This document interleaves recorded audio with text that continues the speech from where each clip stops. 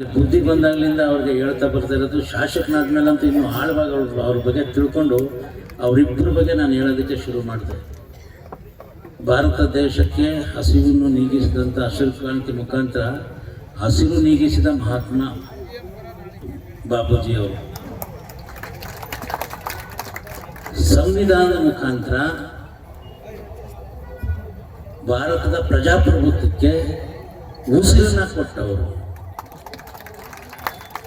ಈಗ ಸಿದ್ದೇಗೌಡರು ಮಾತಾಡ್ತಾರೆ, ನಮ್ಮ ಮಾತು ಹೇಳಿದ್ರು, ಅವ್ರನ್ನ ದೇವರಿಗೆ ಹೋಲಿಸ್ಬಾರ್ದು ಅಂತಾರೆ. ಆದರೂ ಲೋಕ ಇದ್ದರೆ ಅವ್ರನ್ನ 9ನೇ ದೇವರು ಅಂತ ಕರೆದ್ಬಿಟ್ಟಿದ್ದಾರೆ. ಈಗ ನಾವೇನನ್ನೋದು ಅದಕ್ಕೆ ಹೇಳ್ತಿರೋದು, ಉಸಿರು ಕೊಟ್ಟವರು. ಉಸಿರು ಕೊಡೋದು ಯಾರು ನಮಗೆ? ದೇವರು. ಜನ್ಮ ಕೊಡೋದು ತಾಯಿ. ಆ ಉಸಿರಿನ ತೆಗಿಯೋದು ಯಾರು? ತಾಯಿ ತೆಗ್ದಾಳ? ಆ ದೇವರೇ ತಗೊಳ್ಳೋದು ಉಸಿರು. ಅದಕ್ಕೆ ಈಗ ಅವ್ರ ಬಗ್ಗೆ ಹೇಳ್ತಾ ಹೋದರೆ ಅದು ನಿರಂತರ, ನಿತ್ಯ ನಿರಂತರ. ಅದು ಅವರ ಕಷ್ಟ ಹೇಳೋದಕ್ಕೂ ತಿಂಗಳಗಟ್ಟಲೆ ಬೇಕು. ಆ ಸ್ವತಃ ಅನುಭವದಿಂದ ನಮ್ಮಗಳಿಗೆ ನೆಮ್ಮದಿ ಬದುಕೋಕ್ಕೆ ಸಂವಿಧಾನ ರಚಿಸಿದ್ರು. ಎಲ್ಲರಿಗೂ ಗೊತ್ತಿರೋಂಥ ವಿಚಾರ ಇದು. ನಾವೇನು ಬದುಕಬೇಕು, ಯಾವ ದಿಕ್ಕಿನಲ್ಲಿ ಬದುಕ್ತಾ ಇದ್ದೀವಿ, ನಾವು ಈ ಸಂವಿಧಾನನ ನಾವು ಉಳಿಸ್ತಾ ಇದ್ದೀವಿ. ಯಾರೋ ರಾಜಕೀಯವಾಗಿ ಅವ್ರು ಉಳಿಸ್ತಿಲ್ಲ, ಇವ್ರು ಉಳಿಸ್ತಿಲ್ಲ, ಅವ್ರಿಗೆ ಇದು ಮಾಡ್ತಾರೆ, ಅದು ಬೇರೆ. ಅದು ರಾಜಕಾರಣ ಜಂಜಾಟದಲ್ಲಿ ಹೇಳೋದು ಮಾಡೋದು ಬೇರೆ. ನಾನು ಇಂಡಿವಿಜುವಲ್, ನಾನು ಇಲ್ಲಿ ಕೂತಿದ್ದೀನಲ್ಲ, ನಾನು ಸಂವಿಧಾನ ರಕ್ಷಣೆ ಮಾಡೋದಕ್ಕೆ ನಾವೇನು ಮಾಡ್ತಾ ಇದ್ದೀವಿ? ದೇವರಿಗೆ ರಕ್ಷಣೆ ಕೊಡೋಕ್ಕೆ ಸಾಧ್ಯ ಉಂಟಾ? ಅವನೇ ತಾನೇ ನಮಗೆ ರಕ್ಷಣೆ ಕೊಡಬೇಕು. ಹಂಗೆ ಸಂವಿಧಾನನ ರಕ್ಷಣೆ ಮಾಡ್ತೀವಿ ಅನ್ನೋದು ತಪ್ಪೇನೆಯಾ? ಸಂವಿಧಾನ ನಶಿಸಿ ಅದು ಹಾಳು ಮಾಡ್ತಾ ಇದ್ದೀವಿ ಅಂತ ಹೋಗ್ತಾ ಇದ್ದಾರಲ್ಲ, ದೇವ್ರನ್ನೇ ಹಾಳು ಮಾಡಕ್ಕೆ ಹೋಗೋಂಥದ್ದು. ಅವರು ಸಂಹಾರ ಆಗೋದು ನಿಜಾನೇ. ಎಂತೆಂಥ ದೇವರುಗಳನ್ನ ಸಂಹಾರ ಮಾಡಕ್ಕೆ ಹೋದ್ರಲ್ಲ ದಾನವರು, ರಾಕ್ಷಸರೆಲ್ಲ, ಅದೇ ಕತೆ ಅವ್ರಿಗೂ ಆಗುತ್ತೆ, ಅದು ಬೇರೆ ಕತೆ. ಈಗ ವಾಸ್ತವಾಂಶ, ಈ ಕ್ಷಣ, ಈಗ ನಾವೇನು ನಡ್ಕೋತಾ ಇದ್ದೀವಿ, ಯಾವ ರೀತಿ ನಡ್ಕೋಬೇಕು ನಾವು, ಯಾಕೆ ನಾವು ನಡ್ಕೋತಾ ಇಲ್ಲ? ಸಂವಿಧಾನ ಬಂದಿದ್ಯಾ ಅದಕ್ಕೆ? ಅವ್ರು ರಚನೆ ಮಾಡಿ ಕೊಟ್ಟಿದ್ಯಾ ಅದಕ್ಕೆ? ಈಗ ಅಸ್ಪೃಶ್ಯತೆ ಬಗ್ಗೆ ಮಾತಾಡ್ತೀವಿ, ಎಲ್ಲ ಮಾತಾಡಿದ್ರು ಒಂದು ಹಂತದಲ್ಲಿ ಮೊದಲಂಗಿಲ್ಲ ಅಸ್ಪೃಶ್ಯತೆ ಅಲ್ವಾ?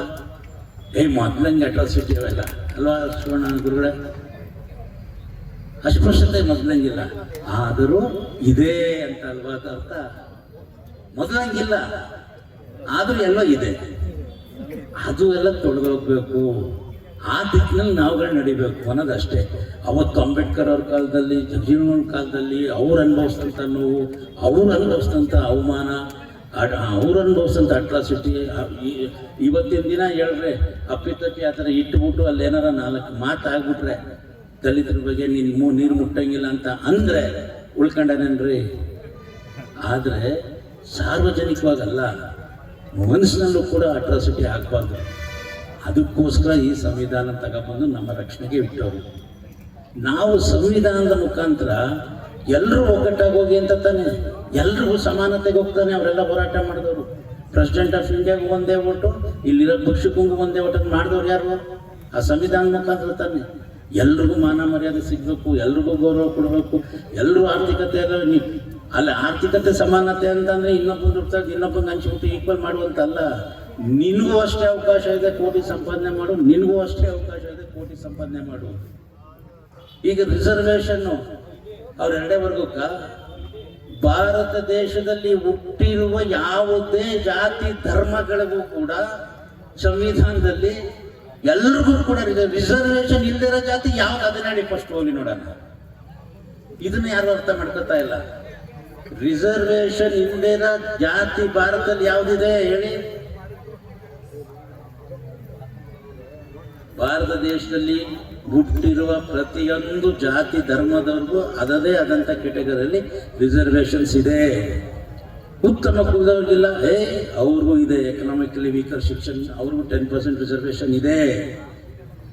ನಾವು ಸುಮ್ಮನೆ ಯಾರಿಗೂ ಬೆಟ್ಟು ತೋರಿಸ್ಬೋ ಅವರೆಲ್ಲ ರಿಸರ್ವೇಷನ್ ಬಂದು ಸಂವಿಧಾನವೇ ರಿಸರ್ವೇಷನ್. ಇಲ್ಲಿ ಇವತ್ತು ಹುಡ್ತಾನಲ್ಲ ಮಗು, ಆ ಕ್ಷಣದಿಂದ ಹಿಡಿದು ಅವ್ನು ಸಹಾಯವರೆಗೂ ಅವ್ನು ಅನಾಥವಾಗಿ ಬಿದ್ದಿದ್ರೆ ಸಂವಿಧಾನ ರಕ್ಷಣೆ ಮಾಡುತ್ತೆ. ಹುಷಾರು, ಅದು ಬಹಳ ಮುಖ್ಯ ಸಂವಿಧಾನದ್ದು. ನೀವು ಅದನ್ನ ಬೆಲೆ ಕೊಡದೆ ನಾವು ಅದಕ್ಕೆ ಗೌರವ ಕೊಡೋದ್ರೆ ಅವಾಗ ಅದು ಶಿಥಿಲ ಆಗ್ತಾ ಹೋಗುತ್ತೆ. ನಮ್ಮ ಮಹಾಭಾರತ, ಕುರಾನ್, ಬೈಬಲ್ ಏನೇನು ನೀವು ಹೇಳ್ತಿರೋ ಎಲ್ಲಕ್ಕಿಂತ ಶ್ರೇಷ್ಠ ಸಂವಿಧಾನ ಅಂತ ಫಸ್ಟ್ ನಾವೆಲ್ಲ ಅಪ್ಕೊಂಡ್ರೆ ಅದನ್ನ ಅದನ್ನು ಯಾರು ಕೀಳಕ್ಕಾಗಲ್ಲ, ಅದನ್ನು ಡೈಲ್ಯೂಟ್ ಮಾಡೋಕ್ಕಾಗೋದಿಲ್ಲ. ಆ ದಿಕ್ಕಿನಲ್ಲಿ ನಾವು ಹೋಗ್ಬೇಕು. ಈ ಕಾರ್ಯಕ್ರಮ ಯಾಕೆ ಸರ್ ಆಯಿತು? ಈ ಕಾರ್ಯಕ್ರಮ 4 ಜನ ಇದನ್ನ ತಿಳ್ಕೊಳ್ಳಿ ಅಂತ ಅವ್ರ ಕೈಲಿ ಬುದ್ಧಿ ಹೇಳಿಸೋಂಥ ಮಾತಷ್ಟೇ. ಆ ಒಂದು ಸಂವಿಧಾನದ ವಿಚಾರವಾಗಿ ಆ ಮಹನೀಯರು ನಮಗೆಲ್ಲ ದಾರಿದೀಪವಾಗಿದ್ದಾರೆ, ದಾರಿ ತೋರಿಸ್ಕೊಟ್ಟಿದ್ದಾರೆ. ನಾವಿವತ್ತು ಅವರ ಜಾತಿ ಇರೋದಕ್ಕೋಸ್ಕರ ನಾವು ಕಚ್ಚಾಡ್ಕೊಂಡು ಬಾಯಲ್ಲಿ ಏನೇನೋ ಮಾತಾಡ್ಕೊಂಡು ಬಾಯಿ ಕೆಡಿಸ್ಕೊಂಡು ಮನಸ್ಸು ಕೆಡಿಸ್ಕೊಂಡು ಈ ಸಂವಿಧಾನವನ್ನು ವೀಕ್ ಮಾಡ್ತಾ ಇದ್ದೇವೆ. ಅವ್ರು ಯಾವತ್ತೂ ನೀವು ಎ ಬಿಂದು ಬಿ ಬಿಂದು ಸಿ ಬಿಂದು ವರ್ಗ ಎ ವರ್ಗ ಬಿ ವರ್ಗ ಸಿ ವರ್ಗ ಹೇಳಿಲ್ಲ. ನಾವೆಲ್ಲ ಒಂದೇ. ಯಾರು ದಮನಿತರೋ ನಿಮಗೆ ಅದಕ್ಕೆ ಸಮಾನ ಅವಕಾಶ, ಅದನ್ನು ಮಾಡಿಕೊಟ್ಟಿರೋದು ಸಂವಿಧಾನದಲ್ಲಿ. ಆದರೆ ಇತ್ತೀಚೆಗೆ ಬರ್ತಾ ಬರ್ತಾ ಬರ್ತಾ ಬರ್ತಾ ಯಾರು ಮನಸ್ಸು ಕೆಡಿಸ್ತಾ ಇದ್ದಾರೋ, ಯಾರು ಮೆಲ್ಲಲ್ಲಿ ಏನೇನು ತುಂಬ್ತಾ ಇದ್ದಾರೋ ಅವ್ರು ಯಾವ್ಯಾವ ದಿಕ್ಕಿನಲ್ಲಿ ಅದೇ ಸಂವಿಧಾನವನ್ನು ಕೂಡ ಮುಟ್ಟು ನೋಡ್ದಂಗೆ, ಕಣ್ಣಿಲ್ದವನು ಮುಟ್ಟು ನೋಡ್ದಂಗೆಲ್ಲ ಕಣ್ಣಿಲ್ದವನು ಓದ್ದಂಗೆ ಅದು ಲೆಕ್ಕ ಹಾಕ್ತಾರೆ.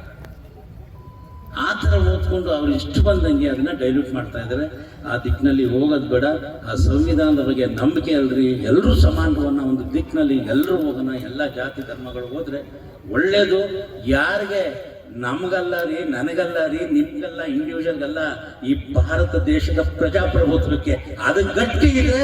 ನಾವು ನೀವೆಲ್ಲ ಹಿಂಗೆ ಕೂತ್ಕೊಂಡು ಮಾತಾಡ್ಬೋದು, ನಾವು ನೀವೆಲ್ಲ ಒಟ್ಟಿಗೆ ಇರ್ಬೋದು. ನಾನು ನನ್ನ ಸ್ವಾರ್ಥಕ್ಕೆ ಅಂತ ಹೋದರೆ ಈ ಪ್ರಜಾಪ್ರಭುತ್ವ ಶಿಥಿಲ ಆಗುತ್ತೆ. ಇನ್ನೊಬ್ಬ ಬಂದು ರಾಜ್ಯಭಾರ ಮಾಡೇ ಮಾಡ್ತಾನೆ. ಆ ಒಂದು ಇದರಲ್ಲಿ ಹೋಗೋದು ಬೇಡ. ಇವಾಗಲೇ ಗುರುಗಳು ಸಿದ್ದೇಗೌಡರು ಎಲ್ಲ ವಿಚಾರವನ್ನು ಹೇಳಿದ್ದಾರೆ. ಮಾತಾಡ್ತಾ ಹೋದರೆ ಅದಿನ್ನೂ ದೊಡ್ಡದಾಗಿ ಹೋಗೋದು ಬೇಡ. ಈ ವರ್ಷದ 26ನೇ ಇಸ್ವಿಯ ನಾನೇನಂತ ಇದ್ದೀನಿ, ಸ್ವಾಭಿಮಾನದ ನವರಾತ್ರಿ ಏಪ್ರಿಲ್ 5ರಿಂದ ಏಪ್ರಿಲ್ 14 ಪುಣ್ಯಾತ್ಮರು ಇಬ್ಬರು ಹುಟ್ಟಿದ 9 ದಿನಗಳು. ಅದು ಭಾರತ ದೇಶದ ಸ್ವಾಭಿಮಾನದ ನವರಾತ್ರಿಯಾಗಿ ಆಚರಿಸಬೇಕು. ನಾನು ಶಾಸಕನಾಗಿದ್ದಾಗ ಅದೇ ಆಚರಿಸ್ಕೊಂಡ್ಬಂದೆ. ಇವತ್ತು ಕೂಡ ಮುಂದೆ ಫ್ಲೆಕ್ಸ್ ಹಾಕಿದ್ದೀವಿ. ಅದ್ರ ಬಗ್ಗೆ ಕಾರ್ಯಕ್ರಮಗಳು ಮಾಡೋದಕ್ಕೆ ಸ್ವಲ್ಪ ತೊಂದರೆ ಆಗಿ ಯಾರು ಮಾಡಿಲ್ಲ. ಮುಂದಿನ ದಿನಗಳಲ್ಲಿ ಅದು ಮಾಡುವಂಥ ಕೆಲಸ. ಅದರಿಂದ ತಾವೆಲ್ಲರೂ ಕೂಡ ಈ ದಿನ ಈ ಒಂದು ಕಾರ್ಯಕ್ರಮಕ್ಕೆ ಸಾಕ್ಷಿದಾರರಾಗಿದ್ದೀವಿ. ತಮ್ಮೆಲ್ಲರಿಗೂ ಕೂಡ ತುಂಬ ಹೃದಯದ ಧನ್ಯವಾದಗಳು.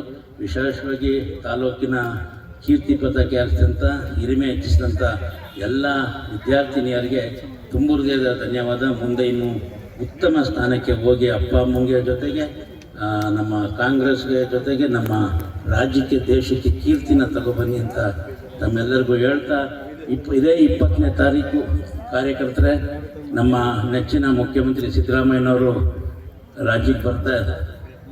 ಕರ್ನಾಟಕ ರಾಜ್ಯದ ಗ್ಯಾರಂಟಿ ಸಮಿತಿಯ ಉಪಾಧ್ಯಕ್ಷರು, ಸಚಿವ ದರ್ಜೆಯ ಉಪಾಧ್ಯಕ್ಷರು ಪುಷ್ಪಾ ಅಮರನಾಥ್ ಅವರು ಈ ವೇದಿಕೆಗೆ ಆಗಮಿಸ್ತಾ ಇದ್ದಾರೆ. ಅವರಿಗೆ ತಾಲೂಕು ಕಾಂಗ್ರೆಸ್ ಪಕ್ಷದ ಪರವಾಗಿ ಅವರಿಗೆ ಸ್ವಾಗತವನ್ನು ಕೋರ್ತಾ ಇದ್ದೇವೆ. ಈ 20ನೇ ತಾರೀಕು